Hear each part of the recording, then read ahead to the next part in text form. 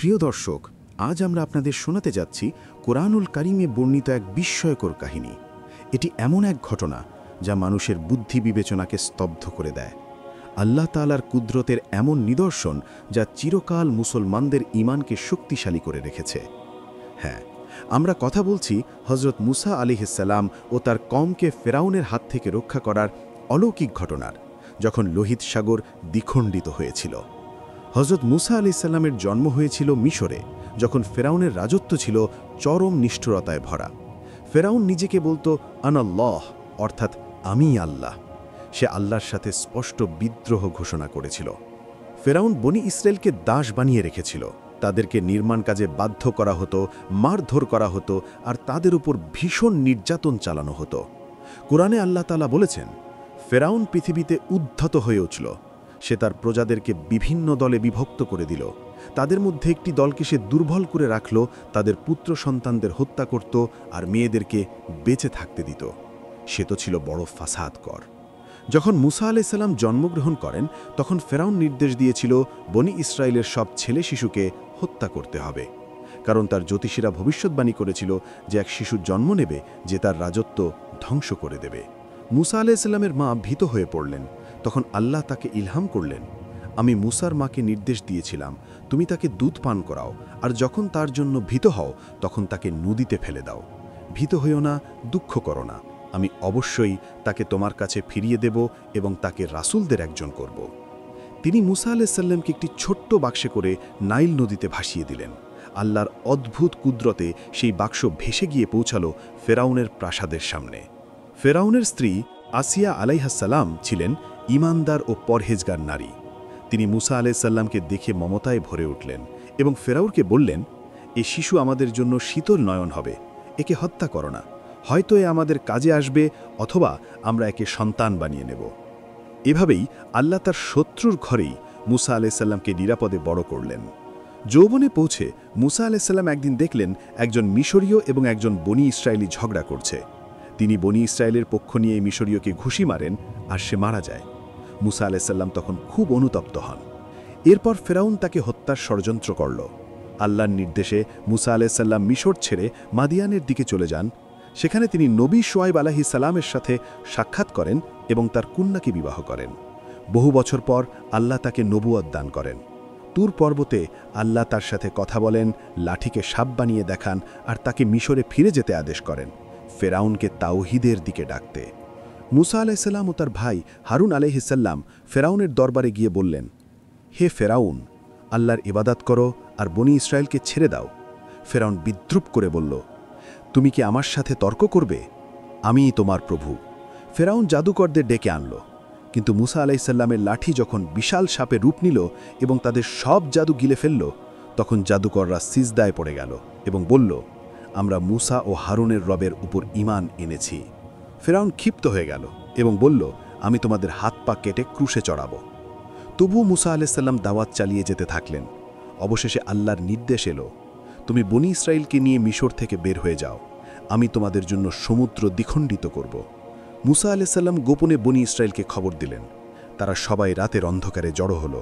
প্রায় ৬০ লাখেরও বেশি মানুষ, নারী, পুরুষ, শিশু, বৃদ্ধ, সবাই দাসত্ব থেকে মুক্তির আশায় হেঁটে চলল মরুভূমির পথে। তাদের হাতে ছিল অল্প খাবার, অল্প পানি। শিশুর কান্না, মায়েদের উদ্বেগ, বৃদ্ধদের হাঁটতে কষ্ট, তবুও তারা আশায় বুক বেঁধেছিল, কারণ তারা জানত মুসা আলাইহিসসালাম আল্লাহর রাসূল আর আল্লাহ কখনো বান্দাদের হতাশ করেন না। সকালে খবর পৌঁছালো ফেরাউনের কাছে, হে রাজা, বনি ইসরায়েলরা পালিয়ে গেছে। ফেরাউন ক্ষেপে উঠল। সে সেনা নিয়ে তৎক্ষণাৎ বেরিয়ে পড়ল। বিশাল সেনা, অশ্বারোহী সৈন্য, রথ, তীর-ধনুক, তলোয়ার, এক ভয়ঙ্কর বাহিনী। কুরআনে এসেছে, ফেরাউন নগরে লোক পাঠালো সেনা জড়ো করার জন্য। সে বলল, এরা তো অল্প কিছু লোক, তারা আমাদের ক্ষুব্ধ করেছে, কিন্তু আমরা সবাই সতর্ক হয়ে প্রস্তুত আছি। ফেরাউন মনে করেছিল এবার সে মুসাকে ধরে ফেলবে। অবশেষে বনি ইসরায়েলরা এসে দাঁড়ালো লোহিত সাগরের তীরে। বিশাল সমুদ্র সামনে, পিছনে ধেয়ে আসছে ফেরাউনের বাহিনী। বনি ইসরায়েল আতঙ্কিত হয়ে পড়ল। তারা চিৎকার করে বলল, নিশ্চয়ই আমরা ধরা পড়ব। তাদের ভয়ের চিত্র ছিল ভীষণ। শিশুরা কাঁদছে, মায়েরা আর্তনাদ করছে, বৃদ্ধরা দোয়া করছে। সবাই মনে করছিল এখানেই শেষ। কিন্তু মুসা আলাইসাল্লাম অবিচল থেকে বললেন, কখনো না, আমার সঙ্গে আমার রব আছেন, তিনি অবশ্যই আমাকে পথ দেখাবেন। এই শব্দগুলি উচ্চারণের সঙ্গে সঙ্গে যেন পুরো আকাশে প্রশান্তি নেমে এলো। ঠিক তখনই আল্লাহ ওহী পাঠালেন। আমি মুসাকে ওহী করলাম যে তুমি তোমার লাঠি দ্বারা সমুদ্রকে আঘাত করো। তখন সমুদ্র দ্বিখণ্ডিত হয়ে গেল এবং প্রতিটি অংশ বিশাল পর্বতের মতো দাঁড়িয়ে রইল। মুসা আলাইসাল্লাম তার লাঠি সমুদ্রের উপর আঘাত করলেন, আর তখনই ঘটে গেল এক অবিশ্বাস্য অলৌকিক ঘটনা। সমুদ্র ফেটে গেল, পানি দেয়ালের মতো দুই পাশে দাঁড়িয়ে রইল, মাঝখানে শুকনো রাস্তা তৈরি হলো। বনী ইসরায়েল প্রথমে হতবাক হয়ে গেল। তারা বিশ্বাসই করতে পারছিল না যে সমুদ্রের মাঝ দিয়ে হাঁটা সম্ভব। কিন্তু মুসা আলাইসাল্লাম তাদের আশ্বস্ত করলেন, আল্লাহর কুদরতে ভয় নেই। তারা হাঁটতে শুরু করল। শিশুরা মায়েদের কোলে, বৃদ্ধরা লাঠি ভর দিয়ে, পুরুষরা পরিবারকে রক্ষা করতে করতে সবাই সেই শুকনো পথ ধরে সমুদ্র পার হতে লাগল। বলা হয় সমুদ্রটি 12টি রাস্তা হয়ে বিভক্ত হয়েছিল, বনী ইসরায়েলের 12টি গোত্রের জন্য আলাদা আলাদা। প্রত্যেকটি রাস্তার পাশে পানির দেয়াল স্বচ্ছ ছিল, যেন তারা একে অন্যকে দেখতে পায়। এ দৃশ্য সত্যি মানুষের কল্পনার বাইরে। বনী ইসরায়েলে প্রায় পার হয়ে গেছে, আর ঠিক তখনই ফেরাউন তার বাহিনী নিয়ে এসে পৌঁছালো সমুদ্রের তীরে। সে দৃশ্য দেখে ফেরাউন একটু দ্বিধায় পড়ল, কিন্তু অহংকার আর প্রতিহিংসা তাকে ঠেলে দিল। সে তার সৈন্যদের বলল, তোমরা দেখছ, এটাই মুসার কৌশল, এগিয়ে যাও। তার বিশাল বাহিনী রথসহ সেই পথ ধরে সমুদ্রের মাঝে ঢুকে পড়ল। এটাই ছিল তার ধ্বংসের সূচনা। ফেরাউন সৈন্যদের সঙ্গে সমুদ্রের মাঝখানে ঢুকে পড়ল।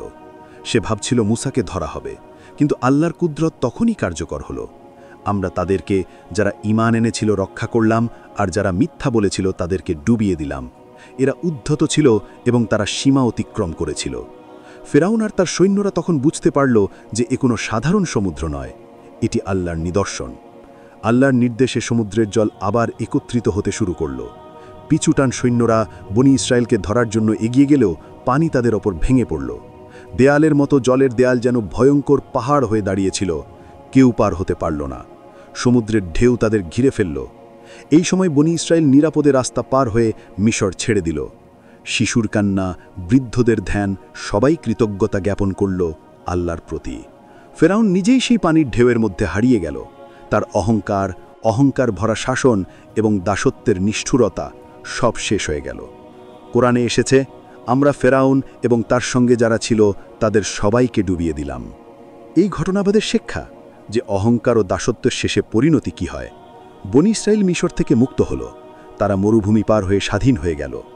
আল্লাহর নির্দেশে তারা নিরাপদ স্থানে পৌঁছালো এবং ধীরে ধীরে ইতিহাসের একটি মহান জাতি হিসেবে গড়ে উঠল। মুসা আলাইসাল্লাম তাদের শিক্ষা দিলেন, সদাই মনে রাখো, আল্লাহর সাহায্য সব সময় আছে, ঈমান ও ধৈর্যেই মুক্তি। এভাবে বনী ইসরায়েল জীবনে প্রথমবার সত্যিকারের স্বাধীনতা পেল। এই ঘটনা আমাদের জন্য শুধু ইতিহাস নয়, এটি ঈমান, ধৈর্য, আল্লাহর কুদরতের প্রমাণ। যে সময় আপনি ভয় পাবেন, আল্লাহ পাশে থাকলে উদ্ধার নিশ্চিত। দাসত্ব, নিপীড়ন, উন্নাতন সব শেষ হয় আল্লাহর ইচ্ছায়। অবিশ্বাস, অহংকার ও সীমা লঙ্ঘন, এর পরিণতি ধ্বংস। বলা হয় মুসা আলাইসাল্লামের এই ঘটনা মানুষের জন্য চিরন্তন শিক্ষা। প্রিয় দর্শক, আজকের এই পর্বে আমরা দেখেছি কিভাবে মহাপ্লাবনের মধ্যে বনী ইসরায়েল রক্ষা পেল এবং ফেরাউনের অহংকার ধ্বংস হল। এই গল্প শুধু ইতিহাস নয়, এটি আমাদের জন্য শিক্ষা। প্রতিটি সংকটের সময় আল্লাহর উপর বিশ্বাস রাখলেই মুক্তি সম্ভব। আল্লাহ সর্বশক্তিমান এবং তার কুদরতের কোনো সীমা নেই। হযরত মুসা আলাইহিসসালাম ও বনী ইসরায়েলের এই বিস্ময়কর ঘটনা আমাদের মনে করিয়ে দেয়, বিশ্বাস ও ধৈর্যই সত্যিকারের শক্তি।